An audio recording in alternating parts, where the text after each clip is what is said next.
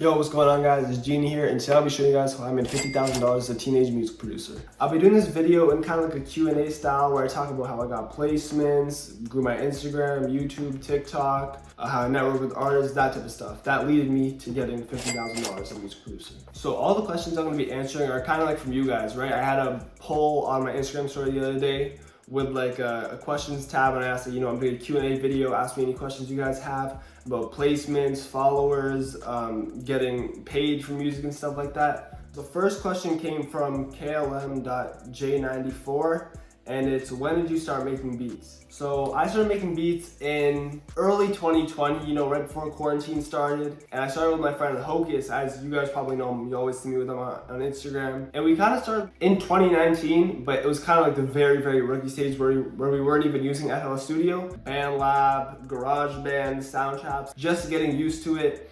And yeah, we kind of just got inspired by like DaBaby's albums. We loved the beats on there, and we're like, fuck it, let's start producing. The next question I got was from Aryan Sub and Ali, and he said, how to start as a new producer. The best advice I'd give to someone starting out as a new producer is to watch YouTube videos, network, and invest in yourself early. Good people are like Durkee, Lollipop Beats, Beats by Tej, and obviously Busy Works with Beats, that's an essential. And again, yeah, invest in yourself. Like, you see I have these speakers here, I have these paintings here, I like making my studio look nice, so I feel like inspired to stay consistent every day. And also networking. Like Murda Beats said in this one interview, I can't remember what it's from, but he said, music producing, it's 90% networking, your network, your circle who you affiliate with, and it's really just 10% of your actual musical talent. I feel like first placements like that are always so important, because that's kind of where you start, and for me, it kind of keeps me motivated every day to keep going and keep progressing as a producer. The third question I got was from Call Me Oscar,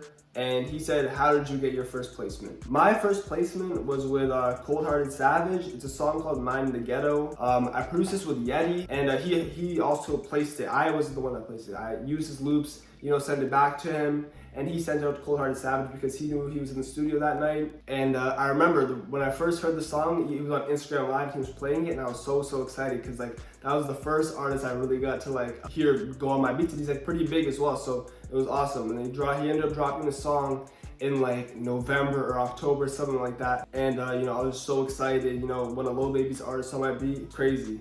The next question I got was from blvk.ninja, and he said, how do you network with producers if you're a beat maker and not a loop maker? This is kind of a question specific to me, because I never made loops in my life. I made it a couple, but not too many. I'm not that good at it. But what I do is I usually just send to artists directly, since I don't really have anything to offer producers, except for half-done FLPs that I made for them to work on, for them to send out to artists, which is kind of a substitute for loops, but it's not as popular. So what I'd recommend is, if you don't have a good network, I think you should start making loops. But if you have a good artist and engineer and manager and A&R network, I recommend just send all your beats there, and they'll somehow get it to the artist.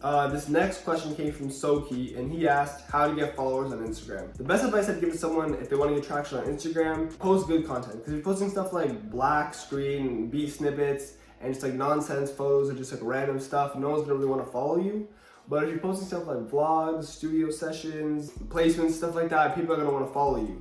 And also I'd say show love to other people as well, repost their stuff, like their stuff, comment on their stuff. And the most important thing to do really is use other platforms to get your Instagram rolling. For me, an example is TikTok. Using TikTok, I gained 2,000, 3,000 followers just from promoting my Instagram through TikTok. Same thing with YouTube as well. So don't just promote your Instagram through Instagram, use other platforms.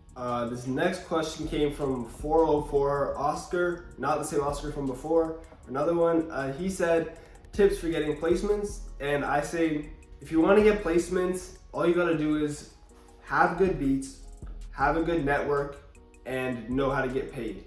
So having good beats, obviously just, investing in sound kits, shameless plug, go get Trimsky. In the link below. Yeah, just have good sound kits, use good loops, mix your beats good, all that type of stuff. And the next thing, have a good network, work with a good circle of producers, engineers, A&Rs, representatives at record labels and stuff like that. Just know everyone, know people who do camera work for the artist, every way you can get your beats to that artist, use it to your advantage. And the last one is know how to get paid for music as well, because this is probably the thing people have the most difficulty with, like knowing your royalty, knowing your publishing. My best advice is just go on Google and just like set aside a day and just do a bunch of research on it, just so you're prepared for when you do get that big placement and you know what to do when you get that money. This next question came from Guzman Dog, and he said, how to make money as a music producer. The two main ways I made money as a music producer is selling kits and getting placements. So the first thing, selling kits, you have to have a good website, market it well, have good cover art, and most importantly, have good sounds in that kit. Have unique sounds. Don't have recycled sounds in your kits because people can just get that anywhere. The next thing I'd say is obviously placements, networking, have good sounding beats, and know how to get paid as well. Because obviously that's what I said, people get very stuck when it comes to getting placements. It's very easy, okay, I wouldn't say very easy, but when it comes to the legal area and getting paid, stuff like that, that's where you want to focus your time. All right, that'll be it for this video. If you guys want a part 2, comment down below, DM me on Instagram if you have any questions, and yeah, I'll see you on the next one.